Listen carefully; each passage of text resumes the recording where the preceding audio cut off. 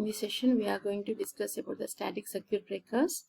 So first we will discuss the introduction to the circuit breakers. Circuit breaker is the switching system which is used to break the circuit when overloads occur. And thyristors are the switches which do not use any moving parts for making or breaking their contacts. So they are known as static switches. Since the circuit breakers use thyristors as the switches in their system, they are called static circuit breakers.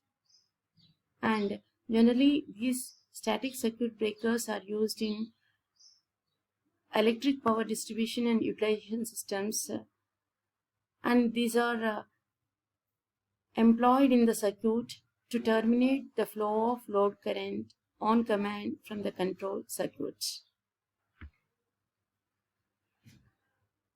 The static switches means SCRs interrupt the flow of current to the load when the control circuit at the gate is actuated from its on to its off states. It means whenever the circuit breaker operates, initially due to the circuit breaker, the gate circuit of the SCRs is switched off. Okay. Afterwards, the breaker circuit also includes the commutation circuit, which forces to commutate the static switches at high speed, and that is according to the response of the detection of the fault current by an overcurrent detecting circuit. It means, first of all, when the circuit breaker is operated, the gate control is turned off. Afterwards, the commutation technique is implemented, whether that may be natural commutation method or the forced commutation method. Okay, so in the natural commutation method, naturally with the help of the source, AC source, the SCRs will be switched off. In the forced commutation method, the additional circuit is going to switch off the SCRs. And afterwards, after switching off the SCRs, to further not to switch on the SCRs again, the gate circuit is being switched off with the help of the external switch, which is operated by the control circuit. Okay, and why we are using thyristors in the circuit breakers is because of their longer life, higher operation speed, and they are free from defects associated with mechanical and electromechanical switches. Now we'll see the types of circuit breakers. There are two types of circuit breakers. Those are static AC circuit breakers and static DC circuit breakers.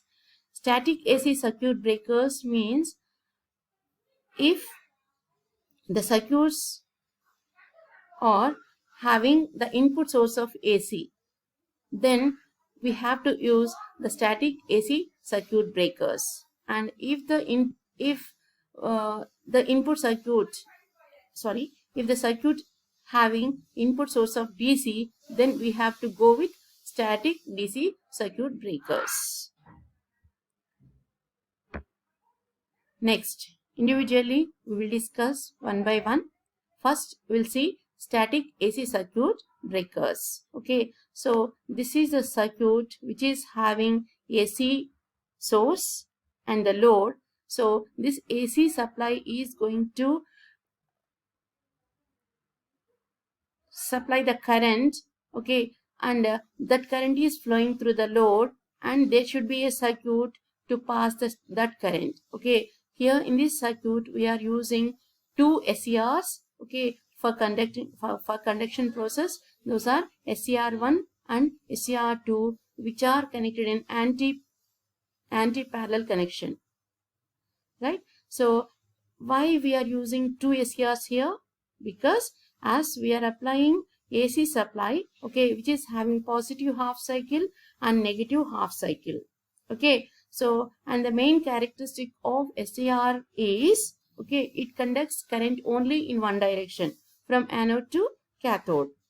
Okay, so since AC supply is having two polarities, positive and negative, okay, for conducting positive half cycle, we are using one SCR, and for conducting negative half cycle, we are using second SCR. That's why in this circuit, we have two SCRs.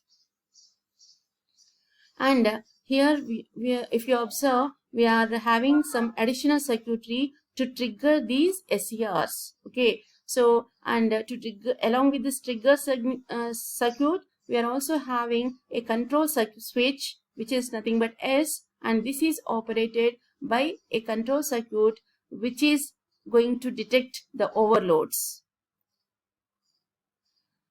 So here, in the circuit diagram, if you observe firstly, okay, it is having the AC supply, it is having the load, and two SCRs, SCR1 and SCR2. Okay, so SCR1 is triggered by the circuit D1 R1, or through SCR1 trigger pulse is applied. Okay, similarly SCR2 is triggered by D2 R2 SR and to the trigger, gate input of the SCR2. These are the triggering circuits used to trigger either SCR1 or SCR2. Now we'll see the functioning of this circuit. Okay, so in the further slides, we have the steps to operate this SCR, static AC circuit breaker, right? So firstly, for starting of the circuit, initially we have to switch on this S. Okay, so when this switch is turned on, then so by applying the AC supply, when it is going positively, okay, so there is a flow of current through the load and through D1 R1 R to the gate input of SCR1. Okay, so when a small positive gate voltage is applied to the gate of the SCR1, this SCR1 will be triggered and switched on. Okay, so when SCR1 is switched on, then there is a flow of current from AC supply through load through SCR1 again to AC supply, means the circuit is closed, means there is a flow of conduction through the circuit. Okay, so when the positive half cycle is again coming back to 0, okay, when at pi radians, okay, during the half cycle, okay, so automatically SCR1 becoming off due to the occurrence of the natural anode current 0. Okay, so which is nothing but natural commutation method. In that, the current through the supply is now becoming 0, thereby IA, anode current of SCR1, is becoming 0, which is making to turn off SCR1. Okay, so when SCR1 is turned off, okay, immediately SCR2 should be turned on. Okay, how it is happening, we will see.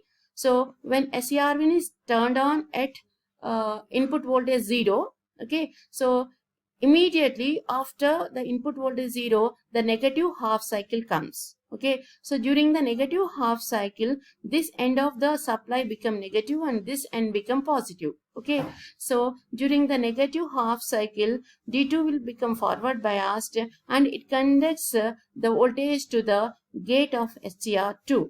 Okay, thereby the SCR2 is applied with the gate triggering pulse, thereby SCR2 will be switched on. Okay, so since how does SCR2 is switched on? Again, if you observe, during the negative half cycle, negative supply is connected to cathode of the SCR2 and positive supply is connected to the anode of the SCR2, and it is forward biased. And when it is forward biased, by applying a positive gate voltage to this one, automatically it will be switched on. Okay, so when SCR2 is switched on, then again there is a flow of current through AC supply, through load, through SCR2, again back to AC supply, right? Means during a positive half cycle, SCR1 is conducting. Okay, so during negative half cycle, SCR2 is conducting. Again, SCR2 is switched off when naturally the negative half cycle ends. Okay, so again, when negative half cycle ends, the current through this SCR2 anode current will become 0. Naturally, it's switched off. Okay, so when it is switched off, again the positive half cycle of AC supply starts. Okay, and it is going to trigger SCR1 on. Okay, so then SCR1 starts conducting and flows the positive cycle through this like that.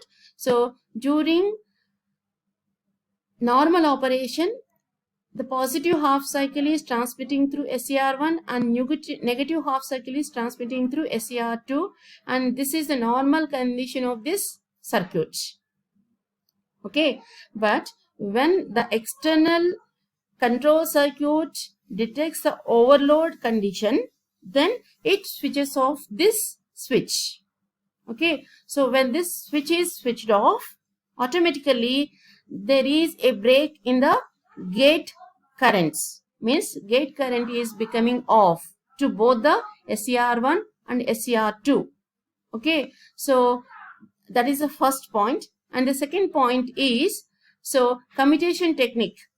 Due to the commutation technique, the means whatever may be the SCR1 or SCR2, whichever is in conducting state, due to the natural commutation method, in the next step they are going to be switched off.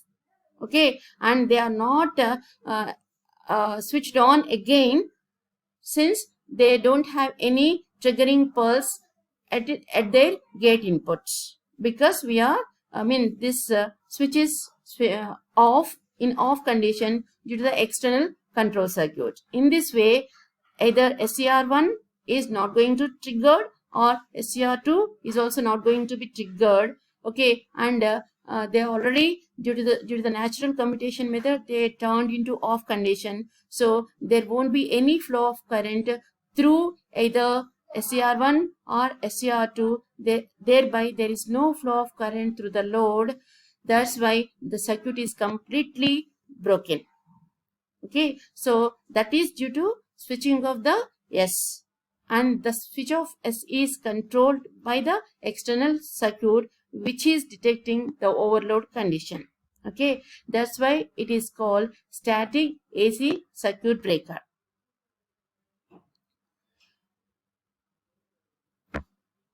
Next, we'll see static DC circuit breaker. Okay, so these circuit breakers are used in the circuits where the source is DC type. Okay, and if you observe this circuit, which is looking like it's not it is looking like a complementary commutation method. Okay, so here in this circuit we have again two SCRs, SCR1 and SCR2. SCR1 is the main SCR through which the load current flows. Okay, and SCR2 is the auxiliary SCR, which is going to control or switch off the SCR1. Okay, so here SCR1 is externally connected with a triggering circuit. Similarly, SCR2 is also externally connected with a triggering circuit, but the control circuit is connected to the SCR2 trigger circuit. Okay, so first initially when DC supply is connected to this circuit, okay, so initially there won't be any flow of current through SCR1 because it is not switched on. So we have to switch or trigger the SCR1 externally, then only SCR1 will be triggered and start conducting. Okay, so when SCR1 is in on condition, then there is a flow of current from DC supply from positive to the load through the SCR1 again back to negative. Okay, so this is a closed circuit, and this happens in normal condition.